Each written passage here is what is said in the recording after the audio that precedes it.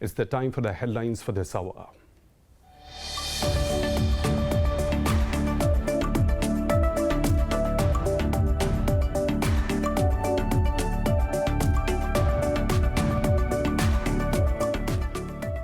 US President Joe Biden and his Russian counterpart Vladimir Putin have held their first in-person talks in Geneva.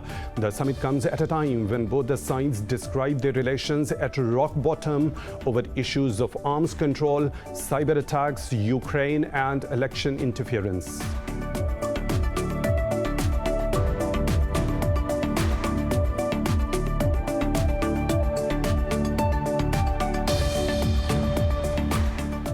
Israel has launched airstrikes on the Gaza Strip, breaking the ceasefire reached after 11 days of relentless bombing last month. In a statement, the Israeli army said the air raids targeted Hamas compounds. This is the first strike by the new Israeli government, which follows a controversial march by Jewish nationalists in the occupied East Jerusalem. Meanwhile, the occupation forces also shot dead a 29-year-old woman in a town north of Jerusalem.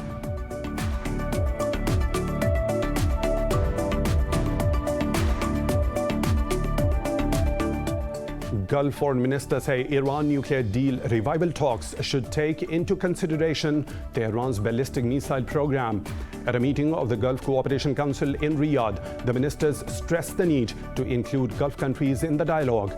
Iran and the US are engaged in indirect talks aimed at the revival of the tattered deal in Geneva.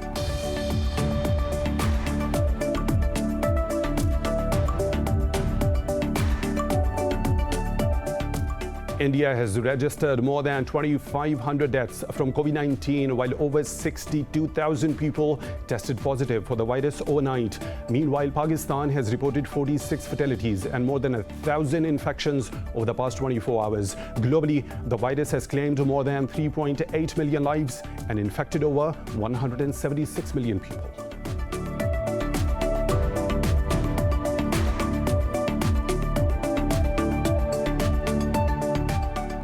And in cricket, Multan Sultans are batting against Quetta Gladiators in the 25th match of the Pakistan Super League in Abu Dhabi. Sultans are currently on the 4th spot in the points table, while Gladiators sit at the bottom.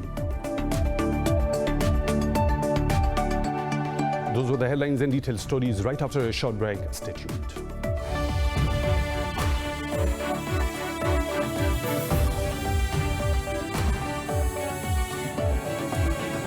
Welcome back, and now for the news in detail. US President Joe Biden and his Russian counterpart Vladimir Putin have held their first in-person talks in Geneva. The two are scheduled to hold separate press conferences. The two sides are at odds over issues of arms control, cyber attacks, and Ukraine border tensions. Biden has earlier called his counterpart a worthy adversary, while Putin said ties with the US are at their lowest point in recent years. Israel has launched airstrikes on the Gaza Strip, breaking the ceasefire reached after 11 days of relentless bombing last month. In a statement, the Israeli army said the air raids targeted Hamas compounds. According to the Palestinian media, the airstrikes in Khan Yunis city caused material damage, but it's not immediately clear if there were casualties. A spokesperson for Hamas said Palestinians will continue to resist and defend their rights. This is the first attack by the new Israeli government, which follows a controversial march by Jewish nationalists in East Jerusalem. Meanwhile, the occupation forces shot dead a 29-year-old woman in the town north of Jerusalem. Gulf foreign ministers say Iran nuclear deal revival talks should consider Tehran's ballistic missile program. At a meeting of the Gulf Cooperation Council in Riyadh, the ministers stressed the need to include Gulf countries in the dialogue. The foreign ministers also condemned Tehran for smuggling weapons to the Houthis in Yemen. Iran and the US are engaged in indirect talks aimed at the revival of the tattered deal in Geneva. The Afghan military claims to have regained control of two districts in northern Kunduz and Faryab provinces from the Taliban. In a statement, the Defense Ministry said the Khanabad district in Kunduz and Dolatabad in Faryab were taken back. The ministry said at least 30 Taliban fighters, including their commander, were killed during the operation in Khanabad. The districts fell to the Taliban a week ago after heavy fighting. The Taliban have not yet commented on the government claims. Meanwhile, the Taliban said they have discussed the intra-Afghan peace negotiations with the representatives of the Kabul administration in Doha. Taliban spokesperson Sohail Shaheen said the two sides deliberated over the order and sequence of the talks sessions. Indian troops have martyred another civilian in occupied Jammu and Kashmir's Srinagar district. The youth was targeted during a so-called search operation in Bagura area of the district. According to the last reports, the joint operation by the military and police is still underway. The identity of the youth is yet to be ascertained. The occupying troops have martyred at least 368 civilians since the revocation of the valley's status in August 2019. Pakistan has urged the United Nations Security Council to help stop India's atrocities in occupied Kashmir. In a letter, Foreign Minister Shah Mahmood Qureshi drew attention to India's continued military siege of the valley. He said Indian forces have killed and detained hundreds of Kashmiris, putting almost the entire Kashmiri leadership behind bars. He underscored India's violation of international law, including the Security Council resolutions and the 4th Geneva Convention. Qureshi also reaffirmed Pakistan's desires for peaceful relations with all its neighbors, including India. China says the US does not qualify to proclaim itself as a human rights defender. In a news briefing, Foreign Ministry spokesman Zhao Lijian said gun violence in the US has remained high over the past years. Zhao said the US turns a blind eye to its domestic rights problems and uses such issues to exert pressure on other countries. He also called on Washington to first put their own house in order before meddling in the affairs of other countries. India has registered more than 2,500 deaths from COVID-19 and over 62,000 cases in the past 24 hours. Globally, the virus has claimed more than 3.8 million lives, while infecting over 176 million people so far. More in this report. Just a day after the U.S. crossed 600,000 deaths from the COVID-19, a new governmental study found at least 7 people in 5 U.S. states were infected weeks before they reported first cases. Meanwhile, New York State is lifting all restrictions after administering at least 1 dose to 70% of the adults. However, health officials say nearly 900 people received expired vaccine doses at a site in Times Square this month. Ecuador has approved China's CanSino COVID-19 vaccine as part of the president's efforts to accelerate the inoculation plan, while Johnson & Johnson has announced to send 2 million vaccine doses to South Africa by the end of June. We have received an indication from Johnson & Johnson that it expects to deliver around 2 million vaccines to South Africa by the end of the month, thus replacing those 2 million doses that had to be destroyed. India doubled the gap between 2 doses of AstraZeneca vaccine without the agreement of a scientific group that the government claimed recommended the increase. While as crowds return to malls and rail stations, the risks of a resurgence of COVID-19 rise manyfold in the country.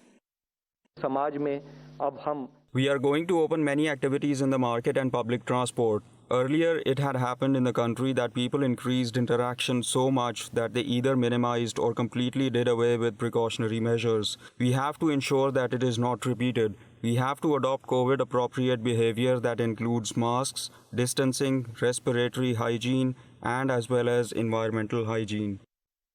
As European Union prepares for the age of pandemics, it plans to boost early warning systems. It is eyeing to develop a permanent capacity to produce about 300 million vaccines in the first 6 months of any new health emergency. Slovenia has ended a state of emergency which was declared due to the pandemic 8 months ago. Pakistan has reported 46 more fatalities from coronavirus in the past 24 hours. The health ministry says the death toll stands at 21,828. The ministry said over 1,000 people tested positive for the virus overnight, pushing the caseload beyond 944,000.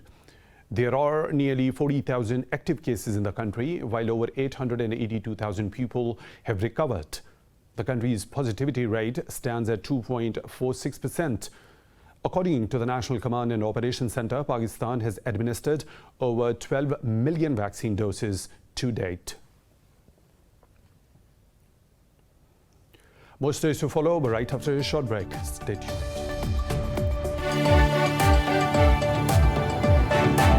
Welcome back. In Myanmar, the pro-democracy protesters have taken to the streets in multiple towns of Mandalay City and Sagaing region.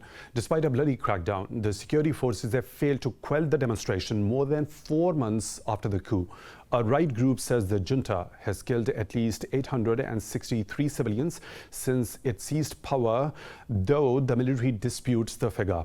Local media quoted a resident as saying that a local administrator in Yangon has been gunned down by unknown men. Meanwhile, the deputy head of Yangon's Kayuktan Township Education Office has also been shot dead. This comes a day after a militia group in a conflict-torn Kaya state announced a halt to attacks on military targets. The exchange of fire between the two sides has damaged homes and displaced more than 100,000 people. In Bhutan, 10 people have been killed and 5 injured following flash floods triggered by heavy rains near the capital Thimphu. Local media reported the villagers were asleep when the floodwaters hit their camp near Laya. Bhutan's Prime Minister Lote Sherring expressed condolence over the tragedy that struck a group of harvesters. Meanwhile, in neighboring Nepal, 7 people are missing after a massive flood in the Melamchi River. Army helicopters are rescuing those trapped in the marooned houses after overnight rains hit the Sindhupalchok district. The UN has reiterated call on Yemeni rebels to come to the dialogue table to discuss a ceasefire. UN Special Envoy Martin Griffiths made the remarks in his final briefing to the Security Council in this position. He said after 3 years of trying to broker a ceasefire, Yemeni parties have yet to overcome differences. Griffith said Houthis are now demanding separate agreements on Hodeidah and Sana'a airport as a precondition for starting the talks. He said the UN has offered different solutions to bridge these positions, but none of these has been accepted. Griffiths expressed hopes that Oman's efforts to end the war will be fruitful.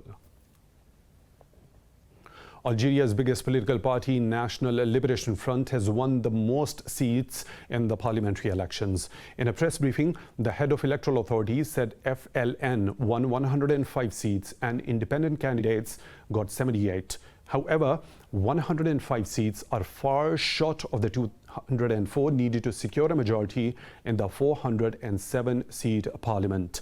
The vote was meant to open the way to a new Algeria, heralded by President Abdelmadjid Tebboune.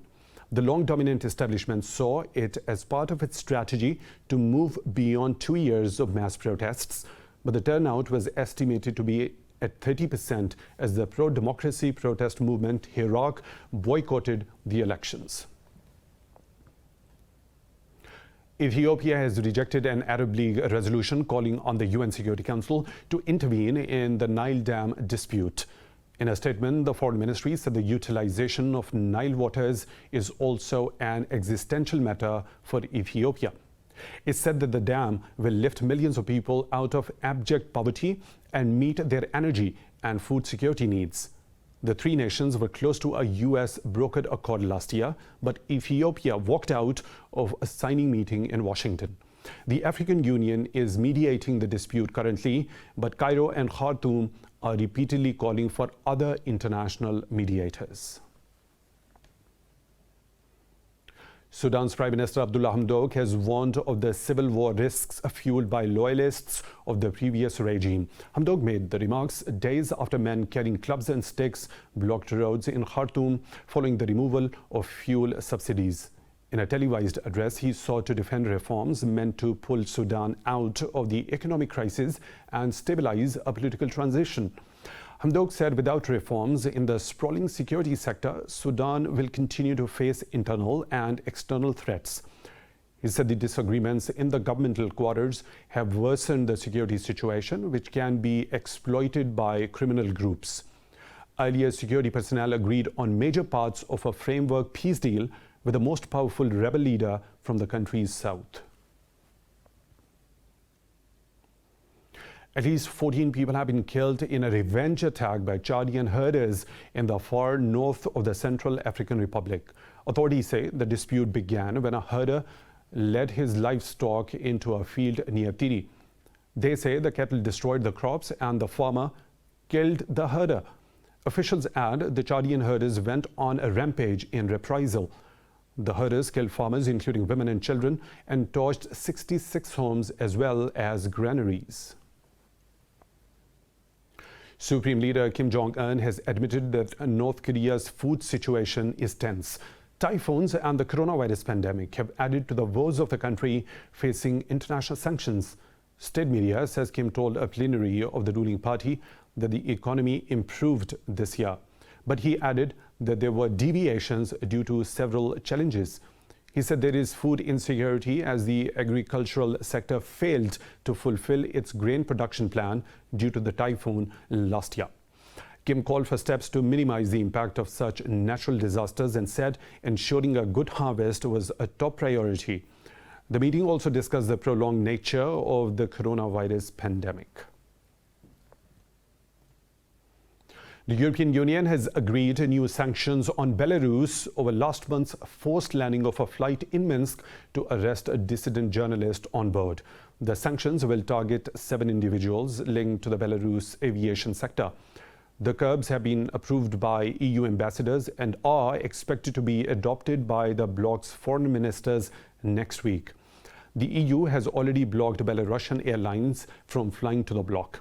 It also barred carriers from its 27 nations from using Belarusian airspace. Britain says the implementation of Brexit divorce deal in Northern Ireland has put the Irish peace agreement at risk. Brexit Minister David Frost said the Northern Ireland Protocol aims to support the Good Friday Accord rather than undermining it. Talking to lawmakers, Frost said London wants agreed solutions to enable the protocol to operate in Northern Ireland. The top Brexit negotiators said the protocol issue has become more difficult as its support has corroded rapidly. Meanwhile, the Irish Foreign Minister has reiterated that the protocol is a technical trading arrangement. Simon Coveney said the protocol concerns managing Brexit's disruption, not the constitutional matters. Switzerland says the US has vowed to provide increased support to a mechanism that allows humanitarian aid to reach Iran. In a press briefing, Swiss Foreign Minister Ignazio Cassis said the mechanism works, but it is not used enough. Cassis voiced satisfaction with the US openness to support the instrument to help the Iranian people. His comment came after he and Swiss President Guy Parmelin met briefly with President Joe Biden shortly after he landed in Geneva. The Swiss Humanitarian Trade Agreement was created with cooperation with the US and Iran, and it took effect last year. It allows Swiss companies to deliver humanitarian aid to Iran without breaching Washington's sanctions against Tehran. The US has unveiled a plan to address the threat of violence posed by white supremacists and militias. The move comes 5 months after members of those groups joined in a deadly attack on the US Capitol. Biden administration conducted a sweeping assessment of the domestic terrorism that labeled these groups as a top national security threat. The White House released a 30-page plan for increased information sharing between authorities and social media companies. The plan aims to identify and prosecute threats and new deterrents to prevent Americans from joining dangerous groups. In a speech, Attorney General Merrick Garland said Washington will focus on what he called long-term solutions. I'm pleased to announce that the administration is today releasing the first national strategy for countering domestic terrorism. Each of your components will play an important role in ensuring its success. The national strategy is designed to coordinate and provide a principled path for the federal government's efforts to counter the heightened domestic terrorism threat using all available tools. Pakistani-American Leena Khan has been sworn in as the chair of the U.S. Federal Trade Commission. She has become the youngest person to head the commission. The U.S. Senate confirmed the 32-year-old who was nominated by President Joe Biden with a vote of 69 to 28. Khan's term will expire on the 25th of September 2024. She is an antitrust researcher and is known for her criticism of big tech's immense market power. In a statement, Khan said she looks forward to protecting the public from corporate abuse. American billionaire McKenzie Scott has donated another $2.7 billion to 286 organizations. In a blog post, Scott said the chosen organizations are working on racial inequality, the arts, and education. She said she wanted to give the money to those that have been underfunded and overlooked. Scott is one of the world's richest women. Much of her fortune comes from her 2019 divorce from Jeff Bezos, who is currently the world's richest man. Since then, she has given away more than $8 billion over the past 11 months. In Peru's socialist, Pedro Castillo has claimed victory in the presidential election after retaining a narrow lead as the lengthy vote count ended. But his right-wing rival, Keiko Fujimori, has pledged to fight the result and is yet to concede. Castillo ended the count 44,058 votes ahead of Fujimori. In a tweet, Castillo hailed a new beginning and renewed his pledge to eliminate poverty from the country. Talking to media, he urged the electoral authorities to end the uncertainty by confirming the result. Meanwhile, addressing supporters in Lima, Fujimori alleged fraud and vowed to defend democracy. Castillo's Free Peru party and international observers state that the elections were transparent. It's time for a short break. We'll be back with more stories. Stay tuned.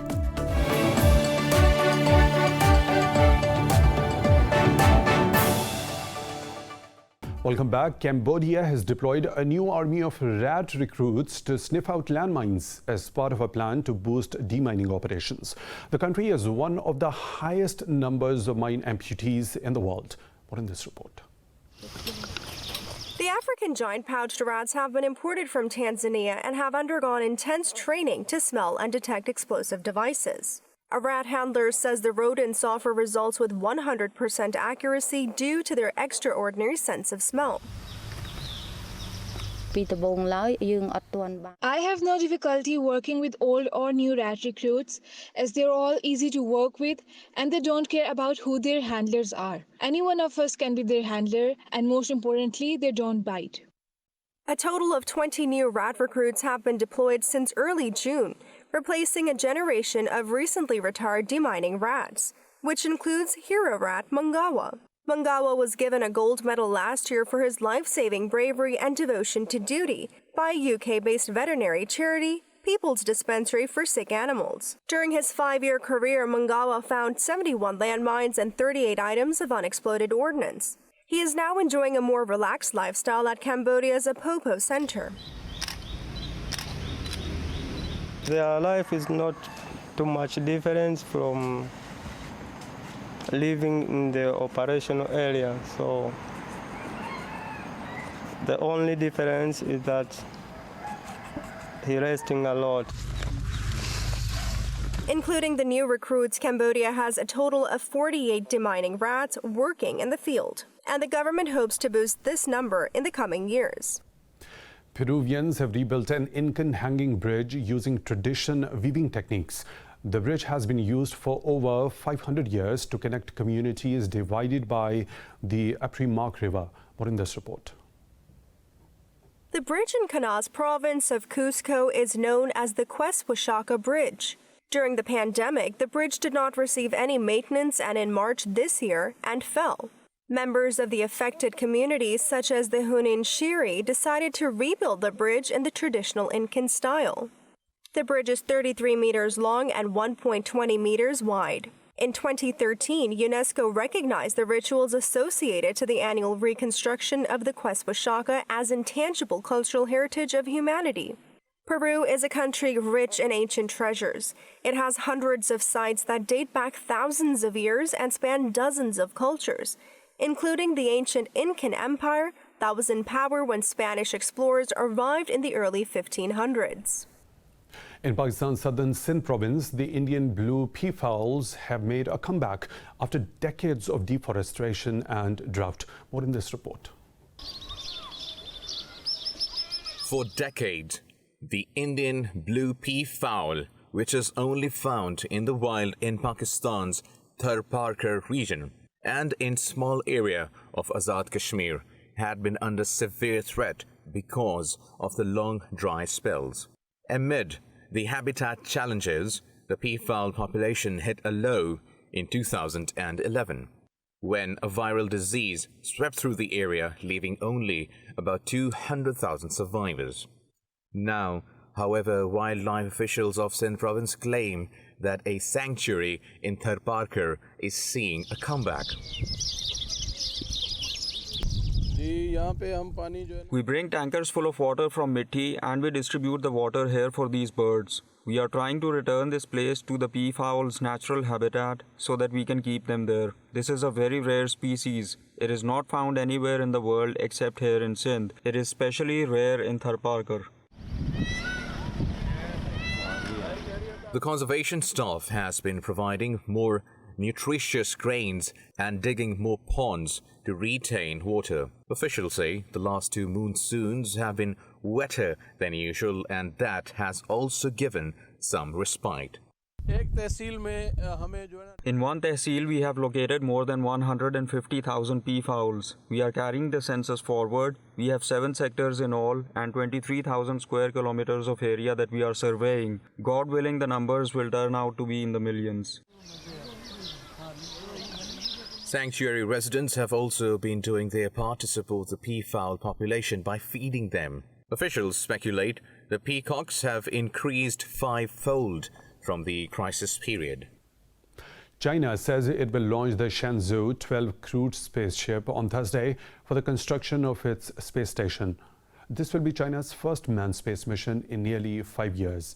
At a press conference, China Manned Space Agency spokesperson said the spacecraft will carry 3 men to an orbiting space module, Tianhe, for a 3-month stay. Ji Qiming noted the launch will be carried out with a Long March rocket. Shenzhou, a 12 meaning divine vessel, will be the third of 11 missions needed to complete China's space station by 2022. The launch coincides with the celebration of the 100th anniversary of the founding of the Communist Party of China.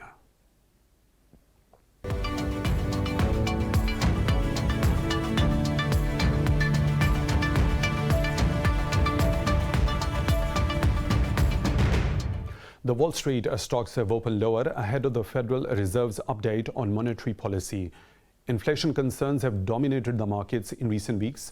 The indices of S&P 500 and DJI traded marginally lower at open, but a boost in big tech stocks bolstered the Nasdaq Composite to trade at 0.25% higher. Meanwhile, the oil prices surged for a 5th day over a drop in the U.S. crude inventories. Southwest Airlines has cancelled around 500 flights after it had to halt operations over a computer issue. This is the second time in the last 24 hours that the US-based airline was forced to suspend flights. The airline said it suffered intermittent performance issues with network connectivity, which caused the halt. However, the operations are returning to normal. The airline added it is in the process of investigating the root causes behind the technology issues. Earlier, the Federal Aviation Authority issued a temporary nationwide ground stop at the request of the airlines as it resolved the issue. And that's all for now. For the latest updates, you can follow us on social media at Indus News.